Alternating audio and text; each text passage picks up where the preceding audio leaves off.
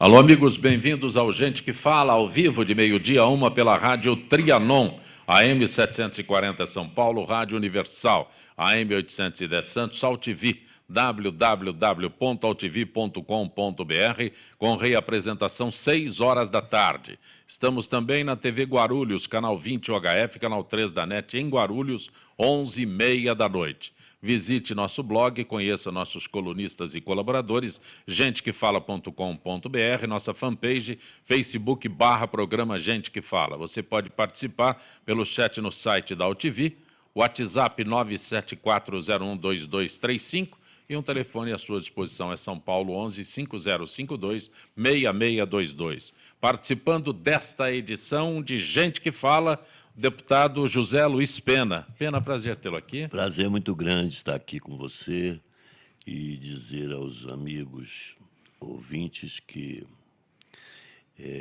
o Partido Verde tem se comportado de maneira atenta a esses movimentos esdrúxulos da política brasileira. Quando eu vou anunciá-lo, né, eu fico perguntando como você se identifica. Atualmente você é presidente nacional do Partido Verde, eu anunciei como deputado, é um deputado licenciado, Sim. mas o teu currículo fora da política é extremamente intenso, ator, compositor, muito, muito. Como é que consegue? Cinema. Eu ultimamente não tenho feito porque fazer política é uma dedicação total. E é que nem o finado Unibanco, é 30 horas, não é? Muito bom. Então fica difícil. Mas tem uma saudade muito grande. De vez em quando eu falo com meus velhos companheiros, Nuno Leal Maia, de vez em quando a gente se fala, me dá uma saudade muito grande. Mas eu tenho certeza de que estou fazendo alguma coisa para a juventude, para os que virão, tentando dignificar a atividade política e, mais do que dignificar, trazer as questões modernas para a discussão, né, na sociedade. Porque esse é o grande problema do Brasil. Nós temos uma vocação terrível, que é de olhar para trás. Então, você vê, quando o mundo todo quer energias alternativas, você passa na Europa, você vê a energia eólica sendo posta de maneira muito firme. Aí no Brasil fica tentando buscar o óleo fóssil a 4 quilômetros, 6 quilômetros de profundidade. Isso é o que eles contam, pode até que seja mais, né? Que seja muito mais. Antes de eu conversar mais com o Pena, que é presidente do PV, a designer Patrícia Pena. Prazer tê-la aqui, Patrícia. Prazer meu de estar retornando aqui com vocês. E comentário sobre o Pena, dessa capacidade que ele tem também artística de fazer música, cinema e tudo mais, deixar uma crítica aqui que ele ainda não fez música para mim esse tempo todo, tá? Essa cobrança é... Mas, Pena, eu te anunciei como deputado, você é deputado licenciado. Todo mundo quer ir para lá. Como é que quando você chega lá, você se licencia? É porque está muito difícil. Você vai para uma sessão plenária, o Cunha presidindo, aquele bando de gente cooptada, a gente só perde. Então, eu prefiro fazer pressão fora, estar com os meninos acampados na frente da Câmara, do que estar lá no Parlamento para uma luta meio inglória. Mas isso é circunstancial. Também eu precisava ter mais tempo para preparar o partido para as eleições municipais do ano que vem, que estão aí, né? Então, eu tenho feito uma série de viagens, estou chegando do Ceará, aí eu tenho o Piauí, tenho o Rio Grande do Sul, enfim, eu tenho que correr o Brasil para animar a nossa tropa, para a gente também ganhar uma certa unidade no discurso, porque 18 nós vamos preparar outro susto, como fizemos com Marina em 2010. Então, nós vamos preparar, porque precisa a gente criar para a sociedade uma alternativa criativa, íntegra, fazer política com P maiúsculo. Então, e para isso eu preciso ter um tempo. O PV terá candidato próprio aqui na Prefeitura de São Paulo? Nós estamos discutindo muito isso, porque já tivemos. Sim. Né? E tivemos para o governo, na última, o Natalini fez um grande papel. Para a Prefeitura nós estamos vendo, mesmo porque parece que está todo mundo com time B, né, para jogar a Prefeitura de São Paulo como se fosse algo desprezível. Então, nós não consideramos assim e estamos analisando com muita agudeza, né, a situação para a gente. Patrícia, e a participação de mulheres nesse cenário político? Eu vejo uma participação muito tímida e acrescento para você. Muitas vezes, quando se referem a mulheres, eu digo que a mulher não se apresenta.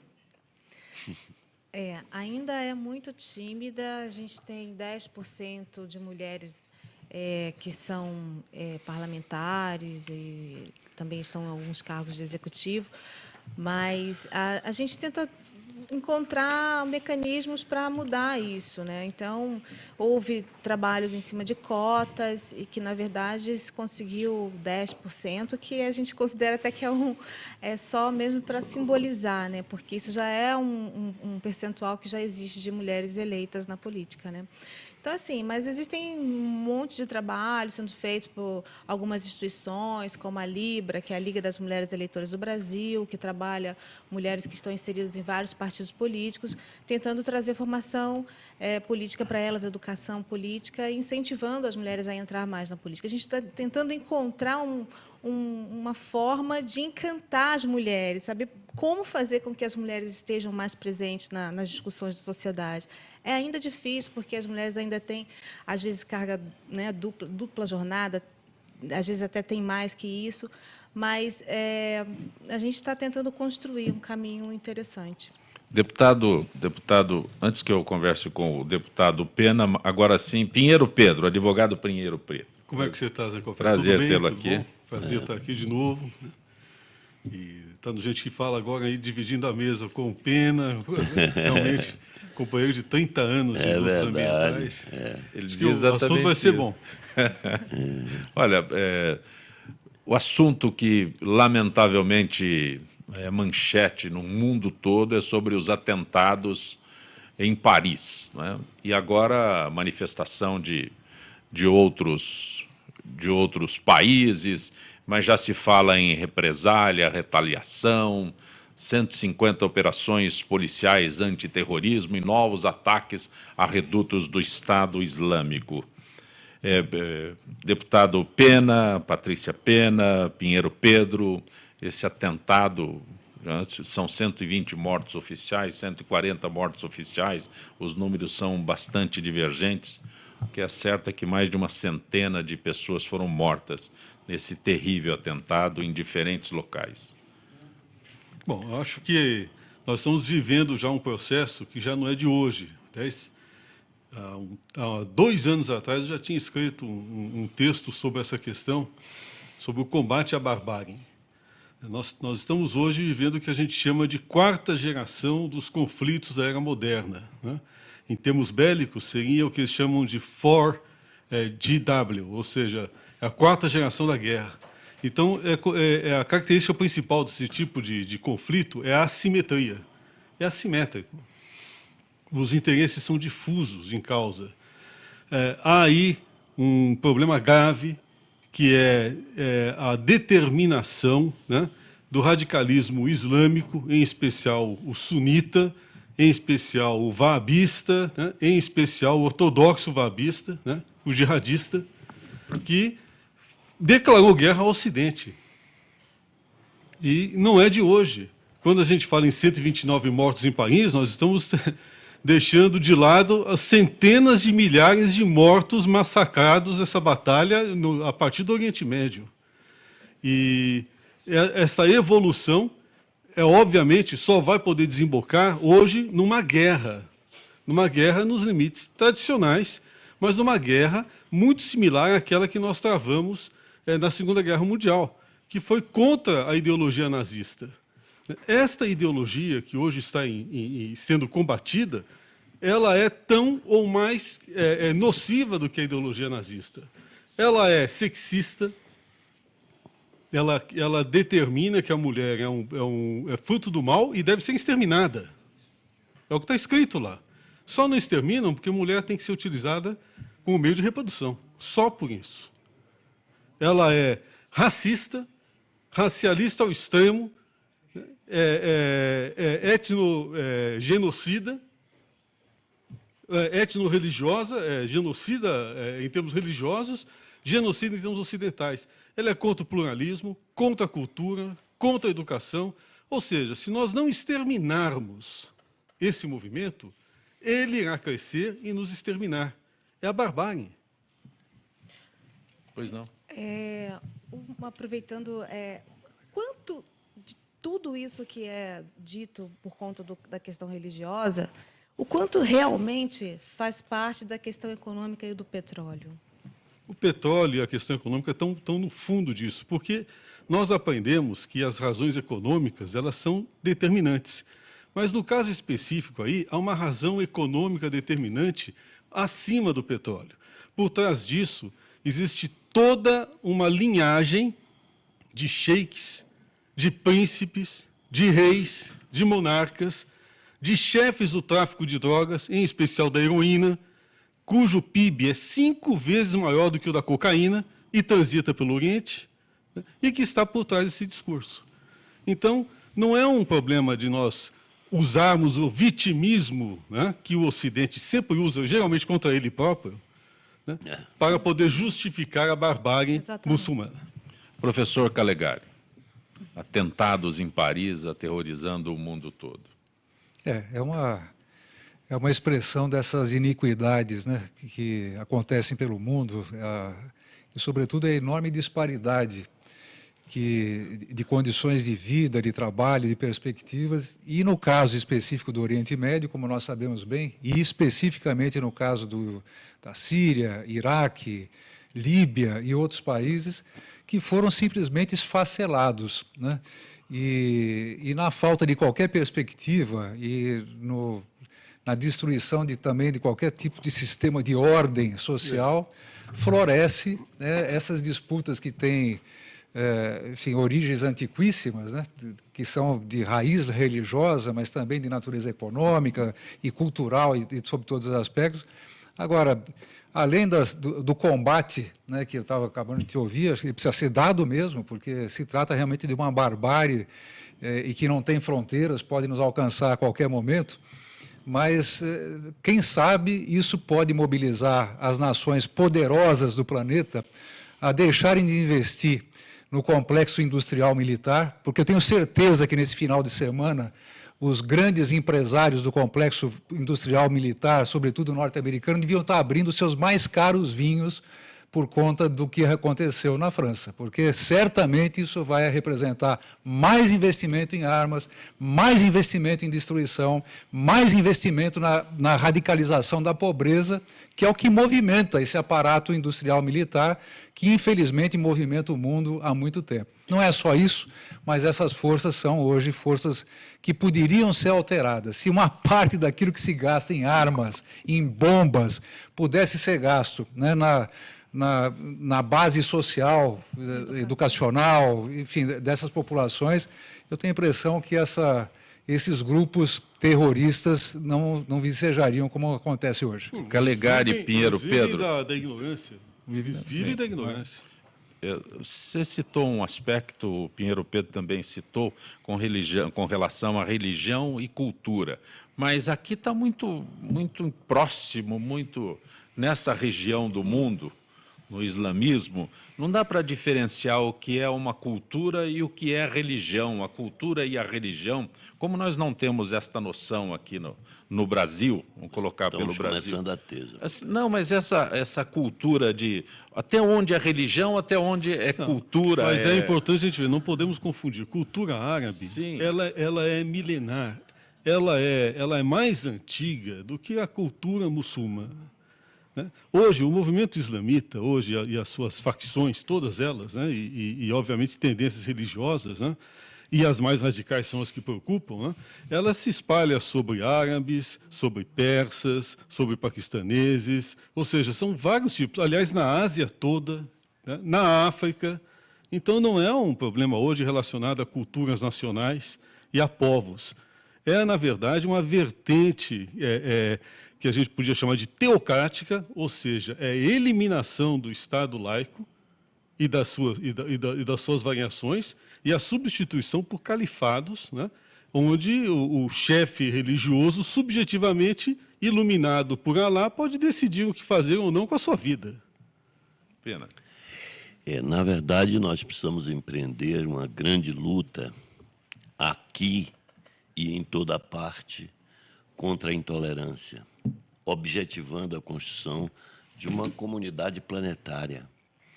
É preciso a gente entender que todo esse viés real da economia, do petróleo e tudo mais, tem que ser inferiorizado por um esforço humanista no sentido de combater fortemente a intolerância. Isso é um trabalho hercúleo, porque não dá mais 7 bilhões de seres humanos nessa bolinha azul girando aí no sistema solar. Não tem mais essa coisa da hipercompetitividade. Não dá mais os estados nacionais.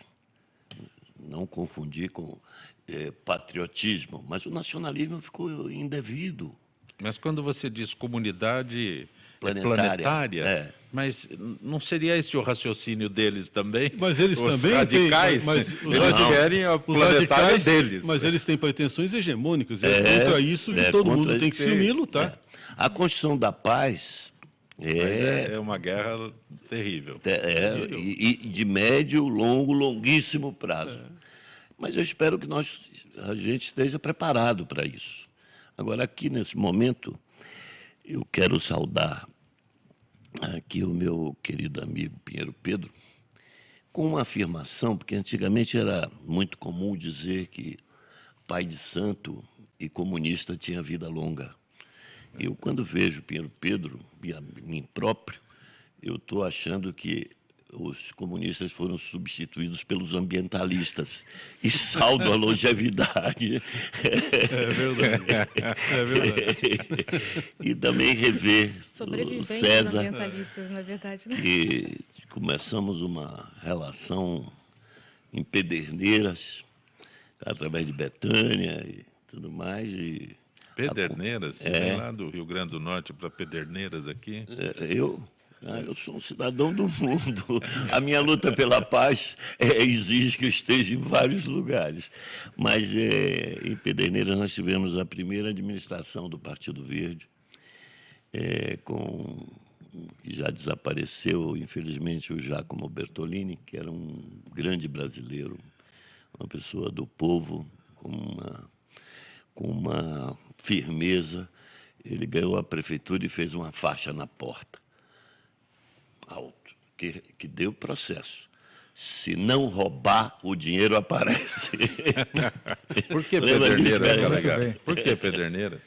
Pederneiras, por conta de relações de amizade e tal, mas quando eu fui deputado na minha primeira eleição, foi a cidade que eu fui mais votado. Mais votado, é verdade. Proporcionalmente no estado de São Paulo. Muito mais na capital do que onde eu vivo, né? Mas Pederneiras tem uma... o interessante também é que depois do Giacomo, que fez uma Veio boa a filha. administração, a filha também deu continuidade. Então é uma cidade que que se arrumou, né? Lá em Pederneiras, diz que Bauru fica na Grande Pederneiras, né? Mais ou menos. É uma discussão muito grande, porque Macatuba também. Reivindica para si. Dizem que é a região metropolitana de Marília. Lá.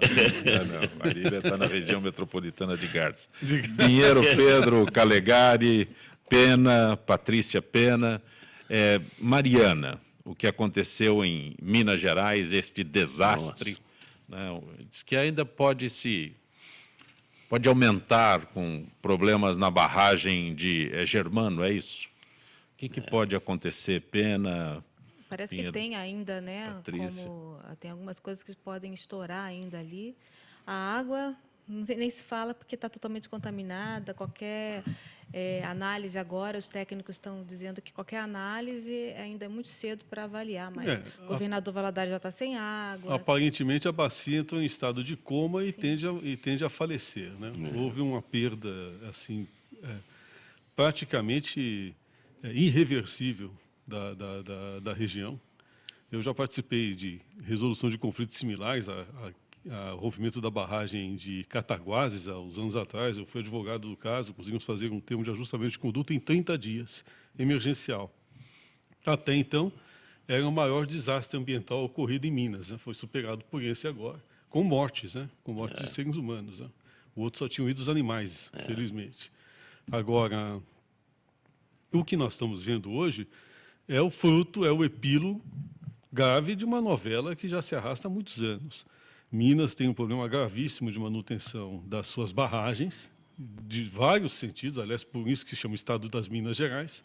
As barragens de rejeitos, elas vão se acumulando, e a prática comum em Minas, e aliás é o que ocorreu no caso ali da Samarco, em vez de você dar um fim ao rejeito que você acumula na barragem, você alteia a barragem. No caso específico, era o 7º alteamento. Ou seja, quase como se fosse uma barragem sobre a outra, aumentando o volume de compactação de argila. Barragem feita de argila. As estruturas de barragem, tanto de argila quanto de concreto, elas sofrem algo similar aos nossos ossos, a osteoporose. Chama-se aquilo de piping, ou seja, com o tempo, ela vai ficando porosa, vai passando material fino e a estrutura vai... Então, nesse caso, precisaria de uma auditoria, e nesse específico caso, a auditoria deveria ser anual, de acordo com o E a regulamento. possibilidade de uma outra barreira se romper? Pois é, romperam 2, agora está com risco de romper a 3ª. Houve tremores. Os tremores não são a causa, entendeu? Eles podem ter dado causa, mas o processo de erosão, fragilização da estrutura já vem de muito tempo.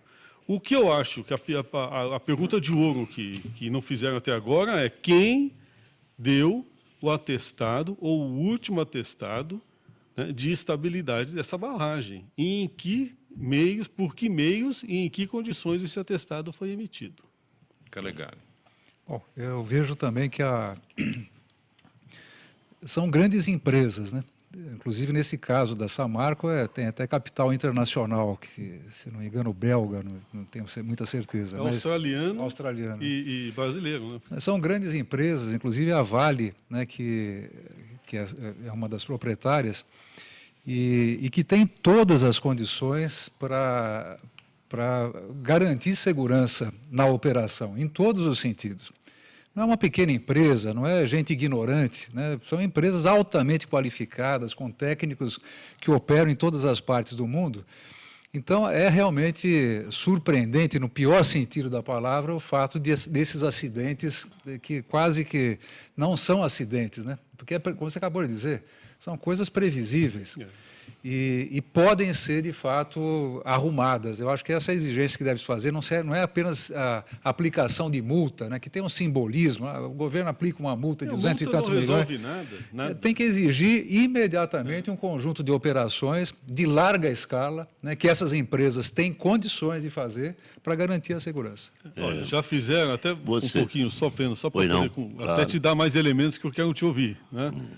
Veja só, nós temos aí 300 milhões de reais que já foram, por decisão judicial, sequestrados a Samarco para garantir pagamento. 250 milhões de multa, né? Que não vai para nada, vai para o Tesouro a multa.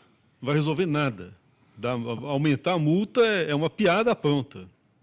E qualquer bom advogado Mas consegue... é claro, isso aí vai ficar para as calendas, né? Outra coisa mais grave, as próprias empresas, elas já reservaram 2 bilhões. Elas já reservaram 2 bilhões. Né?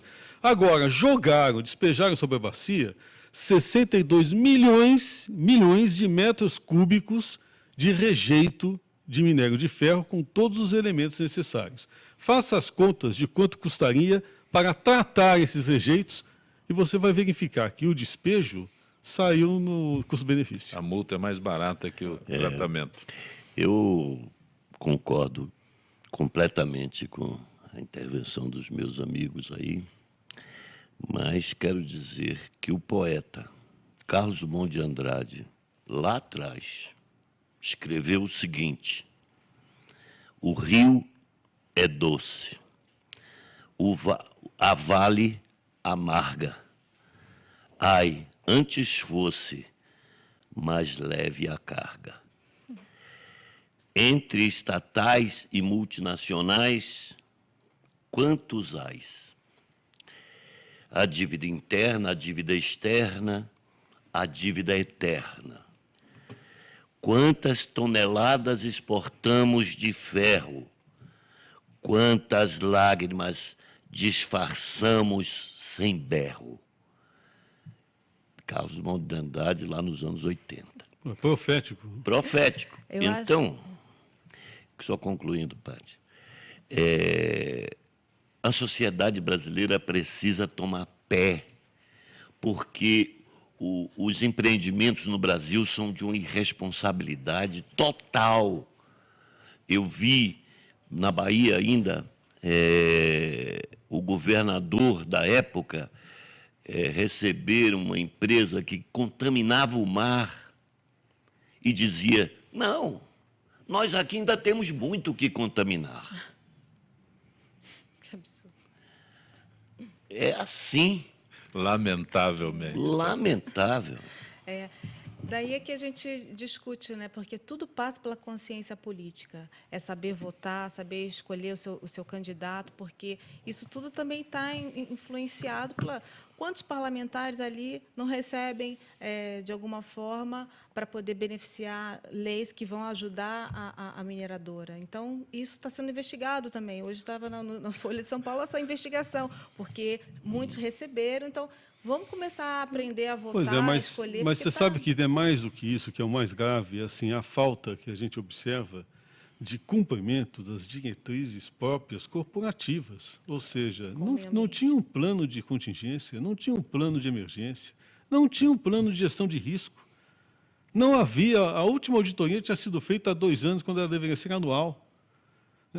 A licença estava sendo questionada em juízo. E por que não temos São parlamentares 2 empresas, para uma é a maior do fiscalizar isso? mundo, a outra é uma das maiores do mundo, que são as que detêm o domínio da Samarco.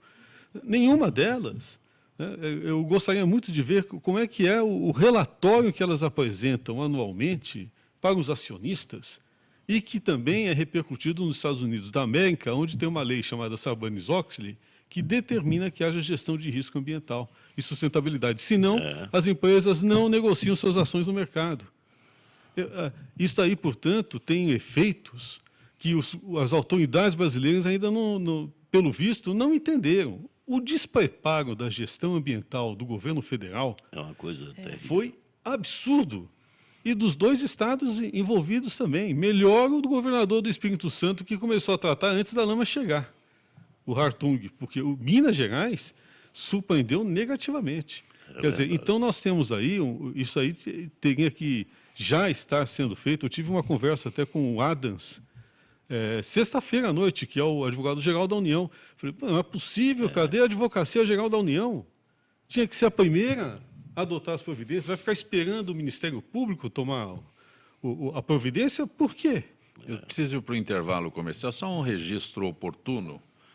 Enquanto em Minas Gerais, depois dessa catástrofe lá das barragens, os comerciantes aumentaram a água potável a ser vendida, o preço, aumentar o preço da água potável a ser vendida à população, em Paris os taxistas desligaram o taxímetro. Gente que fala retornará em instantes.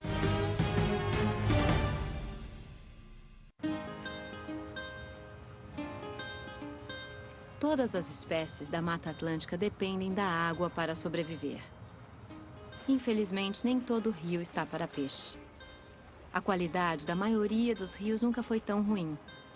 Mas existe uma espécie que está nadando contra a corrente para mudar essa história. O nome da espécie é Rafael, popularmente conhecido como Rafa. O Rafa possui hábitos diurnos e gosta de andar em grupo. Ele contribui pela limpeza da água dos rios no estado do Rio de Janeiro, seu habitat natural. Eu sempre tive uma relação com a água muito grande. A água ela é muito importante. Eu observar a possibilidade de uma melhoria da qualidade de água do local onde eu vivo é uma oportunidade muito grande para mim de crescimento e de realização.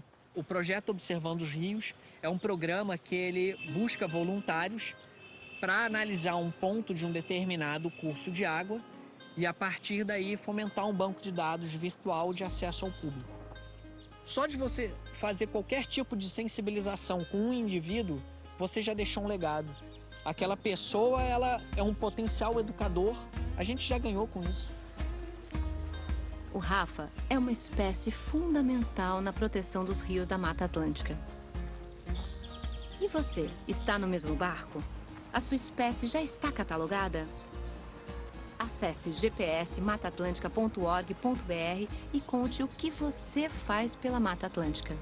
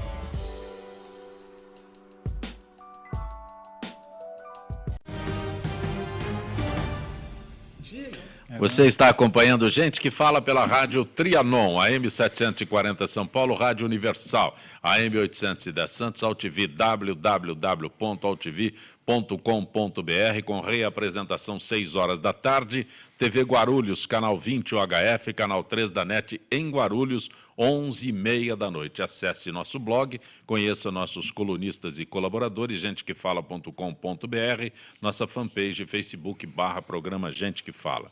Conosco hoje o deputado José Luiz Pena, que é presidente nacional do Partido Verde, a designer Patrícia Pena, o advogado Pinheiro Pedro, sociólogo César Calegari.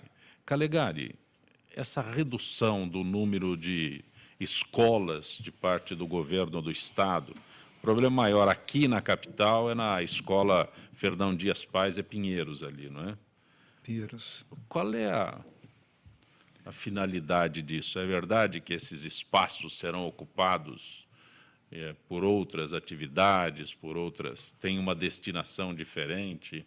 Sei que essa é a tua área específica. Bem, o governo estadual, a Secretaria da Educação do Estado, afirma que é uma racionalização. Aliás, sempre se dá um nome mais bonito para de uma ociosidade que começou. Tem marqueteiro só para criar o nome. Criar nomes. Né? Mas porque, de fato, tem havido, nos últimos anos, no Brasil inteiro, mas também aqui em São Paulo, particularmente, uma redução do número de alunos no ensino fundamental e também no ensino médio. Apesar de ter muito jovem, em idade de estar frequentando o ensino médio, que não está na escola.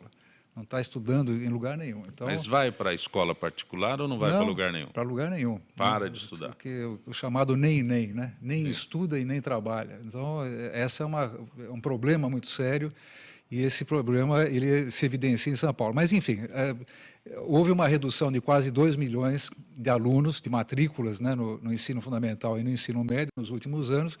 E algumas escolas começaram, portanto, a apresentar espaços ociosos, salas ociosas.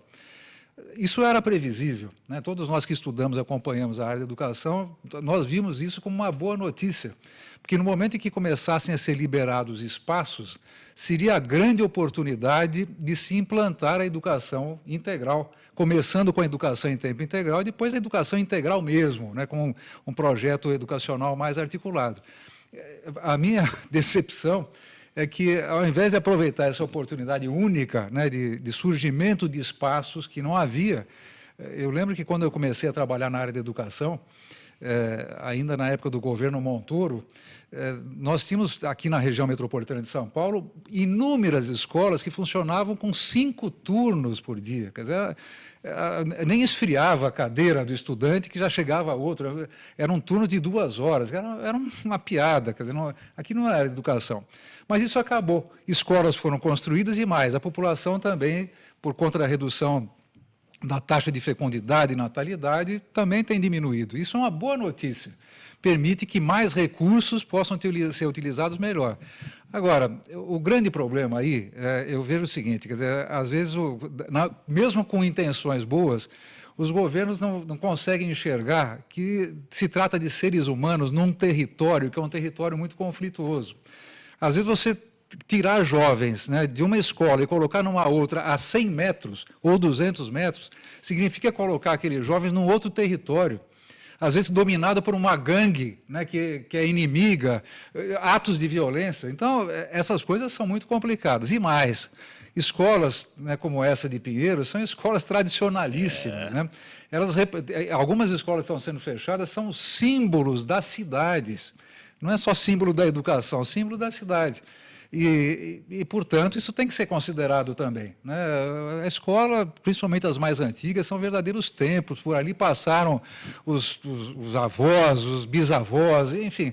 E, portanto, isso tem que ser visto com mais cuidado. Eu queria apenas terminar dizendo o seguinte, a ocupação dessas escolas por estudantes, isso pode abrir, né, uma coisa que nós devemos ver sempre do lado positivo. É importante que os estudantes se mobilizem pela qualidade da educação também. Né? E isso, eu acredito que ainda não está acontecendo no nosso país. Quando você percebe uma precariedade, né, nas escolas, falta de professores que faltam, falta de material, quer dizer, estudantes que vão ficando cada vez mais conscientes, que se articulam em redes sociais, podem exercer um papel muito importante no sentido de conquistar as condições educacionais que o Estado brasileiro, em geral, reluta para oferecer. É por isso que os indicadores educacionais do Brasil são dos piores, né? E nós não vamos a lugar nenhum sem uma educação de qualidade, né? E nós não estamos oferecendo educação de boa qualidade, salvo exceções, porque há exceções, para crianças, para jovens e adultos no nosso país. Eu vejo, portanto, com preocupação essa medida. O Zancopé, acho que lembra que quando eu fui deputado lá, milênios atrás, décadas atrás, eu enfrentei uma situação como essa. Cheguei várias noites a dormir nas escolas junto com os alunos e os pais, porque uma antiga secretária chamada Rose Neubauer, né, resolveu fazer uma reorganização desse tipo, com violência, prepotência, autoritarismo, e nós conseguimos reverter, graças a uma intensa mobilização da comunidade, mostrando que aquelas atitudes desenhadas no papel nos gabinetes nada correspondiam aos interesses efetivos da comunidade educacional do Estado de São Paulo. Você conseguiu readequar a verba da educação na época do governo Mário Covas, que era usada no Zoológico, na TV Cultura, em outras... Aquilo foi uma grande vitória. Esse foi a verba... A CPI da educação que nós acabamos criando ali, acabou trazendo de volta para a educação mais de 4 bilhões de reais que estavam sendo desviados para outros setores que não a própria educação. O Zoológico era um deles, né? O Zoológico, TV Cultura, tinha outras... Não, nem a TV Cultura. A TV Cultura é uma coisa nobre, mas você usar dinheiro da educação para alimentar animais do zoológico é uma coisa que não é muito educativo. Não é muito educativo. Embora os animais possam, e no zoológico exerçam um papel... Pena sobre a situação da educação e essa readequação dos... Pois é. Como é que é a readequação dos equipamentos, não é isso o nome agora? Racionalização. Tucanaram. Dicionário tucanês. Eu ando muito preocupado com isso, né? Eu e Patrícia, temos adolescentes em casa e tal, e não está fácil. Já é uma situação complexa, toda essa revolução da internet, trouxe para a cabecinha da rapaziada uma outra visão. Mas eu me preocupo muito, e eu tenho certeza que o meu parceiro ali ligado à educação é com o mestre. Eu estou muito preocupado com o mestre. Porque é um clima no Brasil de mediocrização. Nós estamos ficando burros. O governo é burro, a polícia é burra, a justiça comete burrices. Eu não sei. E o mestre, que vai fazer o link com essa rapaziada? Eu tenho falado com eles e com os seus colegas, e eles estão... Ai, como é chato. Então, nós temos que nos debruçar como que nós vamos nos comunicar com essa turma, né? Porque eles são bombardeados por milhares de informação. Então, a menor coisa que eu me preocuparia era com o prédio. Não há possibilidade, e aí eu concordo plenamente, de você tirar pessoas devido à faixa do grau de ensinamento que você está, aglutinar, e a comunidade. E esse espírito que a gente se esforça tanto para reaver a vida comunitária, né? Na Vila Madalena faço isso há um tempo que a gente era menino. Então, continuo na luta. Você vê que... Antes da Feira de Arte da Vila Madalena? Nós somos os criadores, né? Não, você diz, eu faço isso antes de ter iniciado a Feira de Arte. Quando você chega lá na Vila Madalena, qualquer hora do dia, você acha gente na rua. Diferente dos bairros mais distantes, onde você anda centenas de metros, você não vê nem janela aberta. Não, lá na vila, a gente conseguiu fazer um gesto de apropriação do espaço urbano. Mas se tirar lá do Fernão Dias e levar para a Vila Madalena, ou da Vila Madalena para o Fernão Dias? Não, isso não dá certo nunca. E eu conheço bem o Fernão Dias, é um prédio maravilhoso, e as pessoas tinham um gosto com aquilo. Tentaram acabar aquele do Maximiliano, ali no alto, onde eu fiz uma luta porque queriam fazer uma delegacia de polícia ali. Bela readequação. Roldão Lopes de Barros virou o batalhão da Polícia Militar. Então, eu penso que essa mediocrização em prática no Brasil sobre o manto da tecnocracia. Pô, isso não vai dar em nada.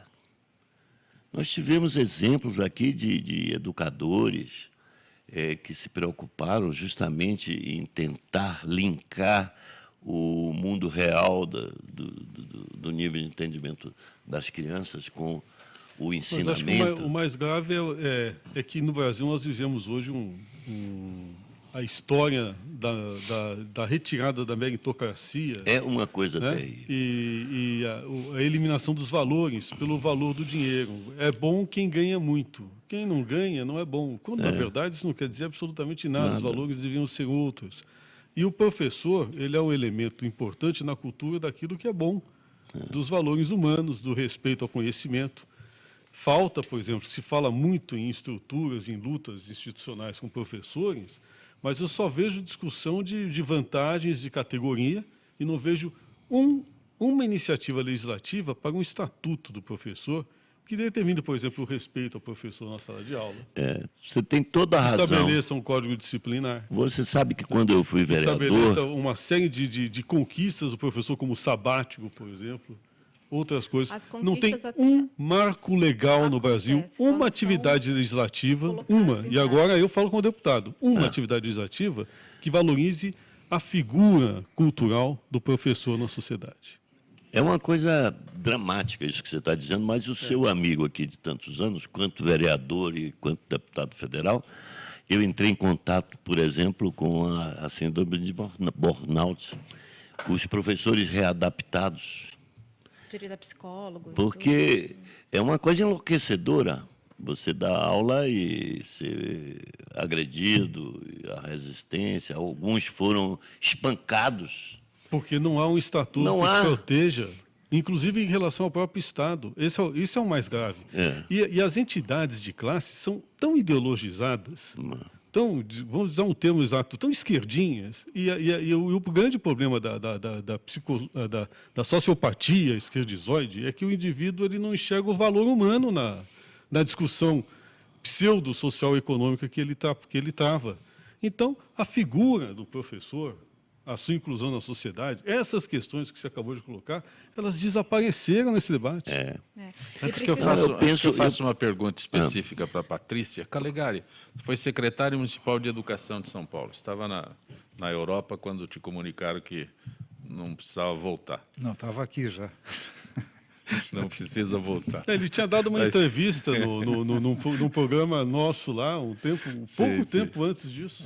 Mas por que não se consegue implantar medidas como essa? Tudo que o Pinheiro Pedro colocou aqui, eu sei que você luta por isso. Como é que não se consegue implantar uma política dessa? Por quê? Bom, nós temos tido alguns avanços aí nos últimos anos, embora a lei, às vezes, é muito mais avançada do que a prática, né? Então, nós temos hoje uma legislação que estabeleceu uma estrutura, né, de organização do trabalho dos professores brasileiros. Então, você tem hoje, isso está estabelecido lá no Conselho Nacional da Educação, do qual eu faço parte, nós trabalhamos em relação a isso, e na própria legislação brasileira tem. Por exemplo, a que garante que um professor que trabalha na área pública, ele tenha o direito de 1/3 da sua jornada, né, das suas horas de trabalho, ser dedicada a planejamento de aulas, discussão, atendimento a alunos e uma série de outras coisas. Enfim, até o piso salarial nacional, que foi uma grande conquista, uma parte grande dos estados, principalmente dos estados mais pobres, não pratica o piso salarial nacional e continua, portanto, colocando o professor numa situação, numa escala social, na prática, muito deteriorada. Agora, nós temos aí muitos desafios a fazer, né? Um deles, que eu estou trabalhando agora, é uma forma nova de formar professores no Brasil, né? Nós temos formado professores de uma maneira tão fragmentada quanto os currículos que acabam desinteressando os alunos, né? Os alunos, eles estão hoje... Antigamente, a escola era também uma fonte importantíssima de informação. Hoje, a informação chega por todos os poros, né? E a escola tem que dar conta de um novo tipo de aluno, de um novo mundo. e, portanto, tem que ser um novo professor. Eu estou hoje dirigindo a implantação de uma nova escola de formação de professores aqui em São Paulo, mantida pelo SESI, Faculdade SESI de Educação, para formar professores por área do conhecimento, e não mais fragmentado. E professor que tenha residência educacional desde o primeiro dia do primeiro ano. O médico não precisa ter residência para ser um médico que saiba, de fato, praticar. Então, professor também tem que ser. O professor não pode ser formado como é hoje na grande maioria das faculdades, se não a totalidade, e quando chega numa sala de aula, ele se assusta. E quando ele começa a fazer estágio até, porque estágio também é obrigatório, ele vê as condições reais de professores sendo agredidos, de violência, de falta isso, falta aquilo, ele pega, eu estou quase me formando, mas vou-me embora, porque eu não quero mais ser professor. Então, conhecer a realidade, né, é uma coisa importante. Além do estatuto, que eu acho que, de fato, formar o professor, uma nova forma de formar professor no Brasil, é uma maneira de valorizá-lo também. Eu só queria antes da Patrícia aqui, que está querendo falar muito. Os homens não deixam a gente falar. Impressionante. Impressionante como Vou as mulheres falam. vou sofrer em casa. Impressionante, Patrícia, como as mulheres falam. Mas não é? é que eu comecei a dar informação aqui e não concluí, que era a questão do Maximiliano. Eles iam fechar, por falta de aluno, não sei o quê e tal, e uma professora mandou um recado que queria falar comigo, não sei o quê. O que a gente fez? Entrou eu, Gilberto de Menstein e tal. Readequamos a escola e salvamos um teatro e uma praça de esporte. Então, quer dizer, está lá funcionando, prestando serviço, o prédio e tal. Porque ali a comunidade reagiu. Então, é preciso que que isso seja um processo que acorde pais, mestres e tal. E depois, para César Calegari, eu queria dizer o seguinte: se a gente não puser na nossa bússola que temos que ensinar lucidez, a minha opinião é que não vai redundar em muita coisa. Porque eu ando muito preocupado, e é verdade, quando fizeram no modelo americano o compartilhamento do conhecimento, né? Você só aperta o parafuso, o outro só não sei o quê, e tal, todo, né? Que era para uma indústria precária, né? Onde cada um tinha uma especificidade. Então, nós jogamos o ensino nessa coisa. Perfeito. Hoje em dia, não precisa mais disso. Patrícia. Não, e dentro disso também, você vê, por exemplo, o Gilberto de Menstein tem um trabalho fantástico ali na Vila Madalena, que é o trabalho de bairro-escola, que é um conceito que ele desenvolveu e trouxe para cá, que é você aprender, a escola, fazer esse pacto que ele está falando, de você ter o professor, o pai, o aluno, instituições ao redor dessa escola, para que o bairro possa ensinar a esses estudantes. Então, por que não pode ter uma aula numa padaria, na aula de química, ele pode, de repente, ver como que faz o pão. Então, quando o bairro, a comunidade, ele se envolve nesse compromisso, nesse pacto educacional, também é uma forma também de transformação. Você é designer, continua sem profissão regulamentada, porque a presidente Dilma Rousseff continua na ilegalidade. Vetou integralmente o projeto de regulamentação da profissional de designer. E veja bem, foi um argumento tão vazio, né? Porque ela considerou que seria inconstitucional o design porque não causa danos à sociedade. Aí eu pergunto, como que uma profissão... Peraí, desculpa, repete. Que só regulamenta profissões que podem causar danos à sociedade. Não, eu só queria que... É que foi bem chocante, né? Porque você compreende bem o que é design. Então, a presidenta, que estão chamando ela de presidenta ignoranta, que não conhece o design na internet. Mas é difícil, porque se você vê a indústria, o design trabalha muito focado na indústria. Então, os produtos eles têm que ser elaborados de uma forma que não vai prejudicar, porque muda comportamento. O produto, a interface do usuário né? Com o produto, ele muda o comportamento. E isso pode causar danos, sim, à sociedade. Então, é uma discussão aí enorme, mas que... Você a gente tá continua tentando na combater. ilegalidade. Continua na ilegalidade. Patrícia Pena, muito bom tê-la aqui no nosso Gente que Fala. Espero que possa retornar outras vezes. Obrigada. Um abraço. Pena, espero que o PV tenha candidato a prefeito Nós na estamos próxima trabalhando, eleição. nós estamos trabalhando com essa hipótese, mas temos dificuldades. Grato por ter encontrado um espaço na tua agenda para poder participar conosco. Estou chegando do Ceará e não é tão pertinho, né? Um abraço. Outro. Calegari, é sempre bom tê-lo aqui no nosso Gente que Fala. Muito obrigado aí pela oportunidade. Parabéns pelo trabalho. Não fica tanto tempo sem nos visitar, por favor. Né? Você já estava aqui quando avisaram você que você não era mais, é isso? Já estava. Fui avisado pela imprensa. Pela imprensa? Você ficou sabendo como é que... Não, eu acho Não, é um interessante. belo tratamento. Não, é mais um tratamento. Impressionante. Leu o jornal, ouviu no rádio, ouviu na TV. Eu não sou mais. Eu fui procurado por jornalistas querendo a minha versão. Um abraço, Calegari. Pinheiro Pedro, bom tê-lo aqui. Mais uma vez, muito obrigado aí pela oportunidade. Gente que Fala tem a direção-geral do jornalista Fausto Camunha, diretora de produção Zenilda Salvato, redação Raela Brandão, Pedro Schiavon, na pauta José Carlos Sicarelli, produção cultural Ricardo Godoy, na rádio Trianon, Benê, Cléo Rodrigues, Neildo Neres, Ricardo Valim, na direção da TV Guarulhos, Fernando Mauro, na direção da UTV Alberto Luquete, na técnica James Eduardo, Marcelo Fontan, Sérgio Oliveira e Iago Matsumoto. Estaremos de volta amanhã, meio-dia. Gratos, até lá. Desculpa eu insistir nisso, mas viu, Calegari?